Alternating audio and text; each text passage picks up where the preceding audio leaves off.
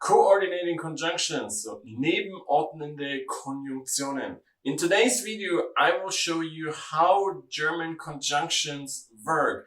Not the ones that send the verb to the end, but the ones that actually don't even really count as word, don't count as any part of any sentence. So let's check it out.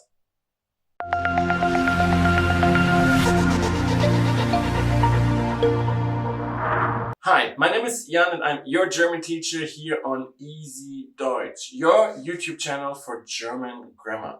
Today's topic is nebenordnende Konjunktionen.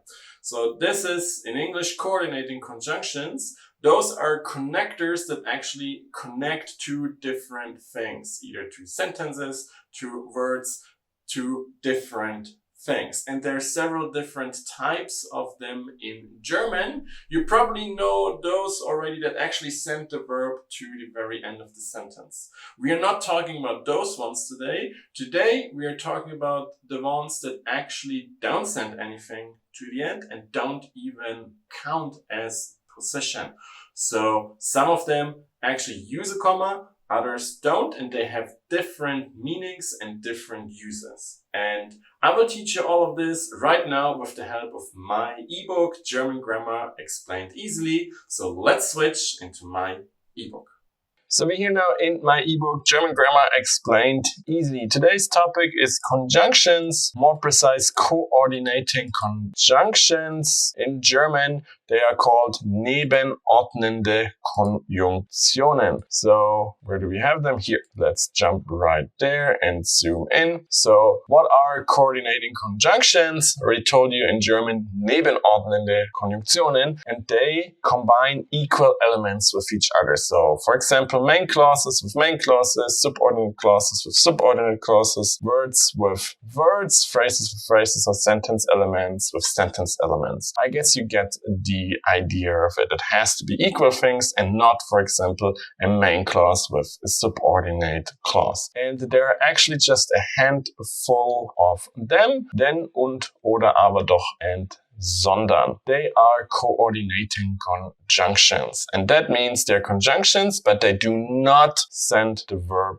to the very end. Before we go more into detail, let's have a look at two examples. Tanja und Boris sehen fern. So Tanja and Boris watch TV, or are watching TV. And here we connect the two proper nouns, Tanja and Boris. Fahren wir zur Oma oder bleiben wir zu Hause? Do we go to grandma's or do we stay at home? Here we connect sentence 1 with sentence 2. So both are main clauses. And let's check out what they can connect. So first we have a look at connecting main clauses, because here it's very important that you know that those are conjunctions and not adverbs, because there's also some conjunctive adverbs. They actually do count as position 1 because they're considered part of the second sentence, but those words are on position 0, so they do not count as position and they're not considered part of the sentence. They're in between. There's no fine line what's adverb and what's a conjunction. Due to that there are not many conjunctions, I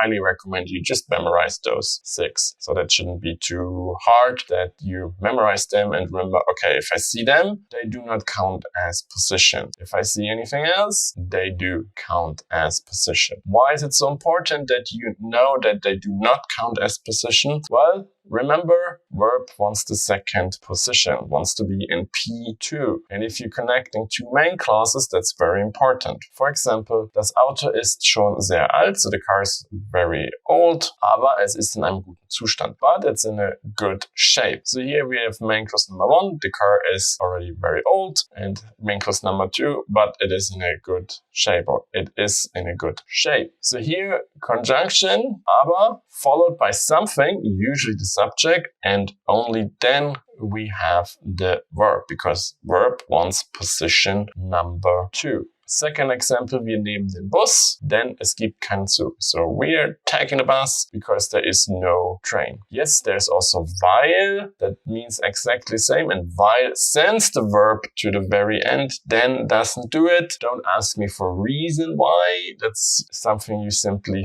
have to know. Always asking for reason in language learning is not always gonna work. German is very systematic, but here it's just a mess up. So then is coordinating conjunction. So position 0, weil is a subordinate conjunction, so verb to the end. If you want to know more about Nebensätze, so subordinate clauses and their conjunctions, please check out my playlist that I just put into the info cards on the upper right corner here for you. Also, if you want to know more about the conjunctive adverbs that are in position 1, so then are followed by the verb, there's a separate video about them that I will link for you in the info cards here as well. And then there's one special thing with those coordinating conjunctions. Sometimes you can leave the subject or the verb out, as long as it's the same in both sentences. So for example, ich mache eine Suppe oder ich mache ein Schnitzel. So I'm preparing a soup or I'm preparing a Schnitzel. Here we have ich mache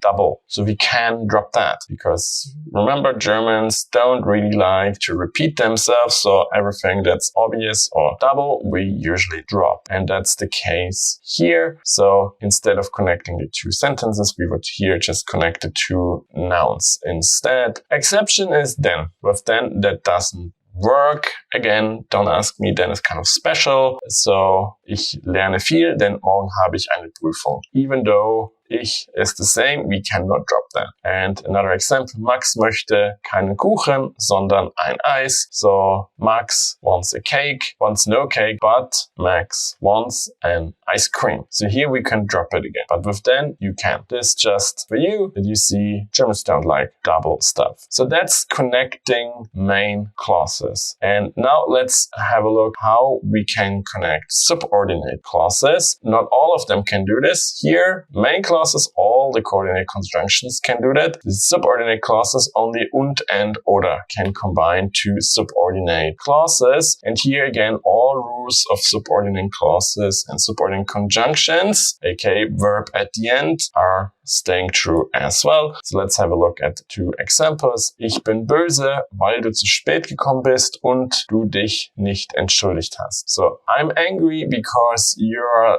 late and you did not apologize. So here we just add more reasons why I'm angry. This is just connecting. Same like in English. What's different here is simply that you have to apply the rule of while, so verb at the end, in the second part here as well, because it applies to this one too, because we connected with und here to this one. And again, if it's the same, we do not have to say it twice. We can, but usually it's dropped. That's why we have to do here in parentheses. Same in the second example. Er ist glücklich, weil er im Lotto gewonnen hat und er seine Prüfung bestanden hat. So he is happy because he has won the lottery and he has passed his exam. So here we connect the two subordinate clauses, Nebensätze, but the verb is at the end here as well because of this while. If we are connecting words, phrases, and elements, we are again able to use all of them except then, because then can actually only connect to main clauses and nothing else. So let's have a look here at a few more examples. Those are quite straightforward. It's simply the translation from English. Hans und Udo gehen am Wochenende zum Fußball. So Hans and Udo going to watch football on the weekend or going to football on the weekend. We connect Hans and Udo, the two proper names. Ich bin kein Fan